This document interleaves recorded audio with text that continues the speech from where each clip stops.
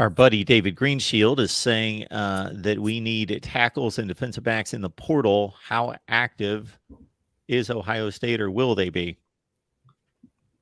I mean, they're active. I mean, Mark Pantoni's group has to sit there and keep an eye on the portal every day. And I think that there is a concern from people that you see a lot of programs filling up quickly with their portal needs, like within a couple weeks of the portal being open. And for the sake of full honesty, Michigan did a fantastic job in the portal. I can't it's great to play the partisan game and be like, oh, they suck. They didn't do anything. Well, that would be dishonest. They did a really good job in the portal, but they seem to clean up with the first wave of portal entries. But we know that there's going to be the first group of kids that go into the portal, and there's going to be the second group of kids that go in the portal. In Ohio State, for whatever reason, we hear names. We heard Fintrell Cypress. We hear some of these names out there, and it's a case of everybody's like, well, Ohio State has to be in on this kid. Well, if Ohio State isn't sold on that kid, then that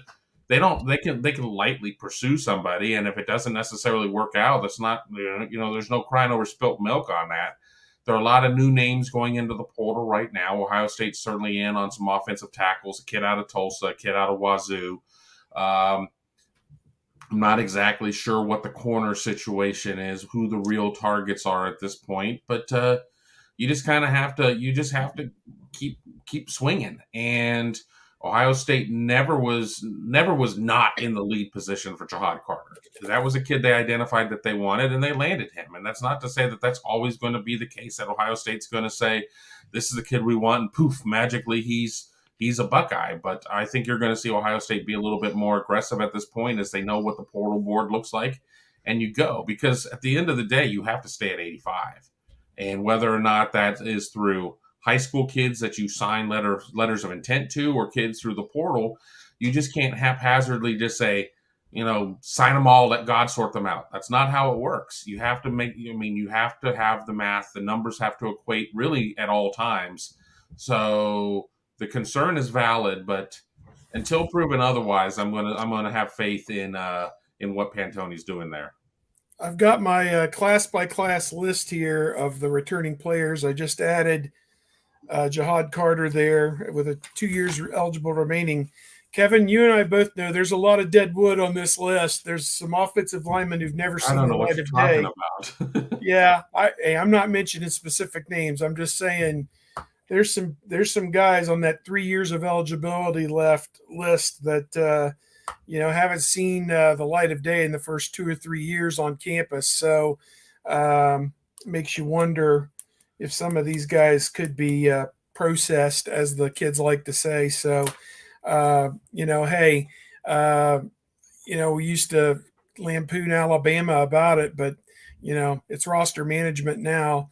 And these kids should want to go somewhere and play. I mean, if you really have that competitive desire, go to Indiana, or go to Ball State, or go to Ohio U or Cincinnati, or go somewhere where you could play. Because some of these guys who are in their third year at Ohio State and didn't play it down this year are never going to play at Ohio State. So I think they need to reconcile in their mind, what am I doing here? And maybe it could be a case where they get their degree and then move on, because they want to have that degree that says the Ohio State University. But I would think between now and June, they'll probably have at least 5 more guys off this roster who won't be there at the very least. The other big name, and I use that term big name in quotes, that has entered the transfer portal will, of course, be Javonte Jean-Baptiste. He is the most, the player who received the most playing time during his career at Ohio State.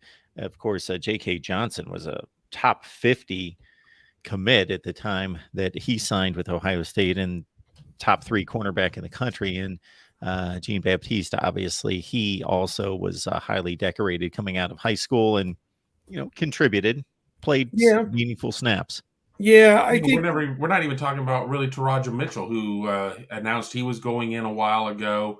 Just finally came out of the portal, as everybody had expected. I'd seen the crystal balls, et cetera, that he was going to Florida, and he's going to Florida. So, I mean, you are seeing guys that have that were either that had production or were big, had big upside in terms of guys going to the portal, and it's just kind of one of those situations.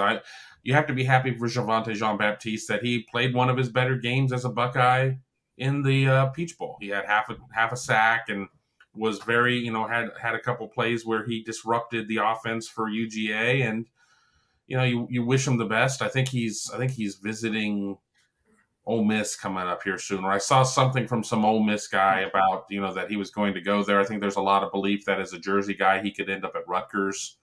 It's always interesting when Ohio State guys transfer out, when scholarship guys transfer out, they always land at really good places. This isn't a case of where it's somebody transferring out and then having to fall to like a low-level FCS team. All these guys go from Power 5 to Power 5. Yeah, he was on a list as Ohio State produced for the Michigan game, a list of guys who were honored, recognized at the senior day, but still had some eligibility left, like Josh Proctor. You may hear that he's entered the portable at some point and going to play one more year somewhere else. Xavier Johnson was on that list, and I talked to Xavier before the game, and he seemed like he might come back. So, we'll see about him. Tyler Friday is a guy that could maybe portal somewhere and go play somewhere else. So, Javonte Jean-Baptiste was in that group of guys who were recognized. The moving sidewalk is ending. Please look down. Your time at Ohio State is over, whether, they decided it or Ohio State decided it for them, but, still had a year of eligibility left. And quite honestly, if they want to play National Football League football, need to go somewhere and start next year. He wasn't going to supplant Tuimoloau or Sawyer as a starter next year. So, got good luck to him, and he'll have a good fifth year somewhere else.